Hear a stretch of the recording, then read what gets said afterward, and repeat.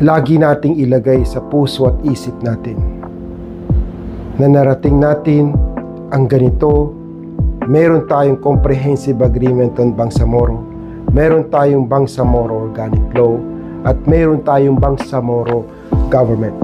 Nang dahil sa dugo, pawis at sakripisyo ng ating mga mujahidins, ng ating mga Bangsamoro leaders na nanindigan para sa ating kapakanan, nang dahil sa pakikipaka at pakikilaban ng ating mga ninuno.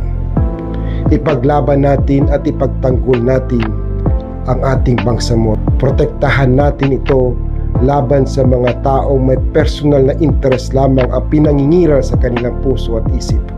Protektahan natin ito upang tayo ay magtagumpay lahat para sa ating mga kababayan, para sa lahat ng Bangsamoro.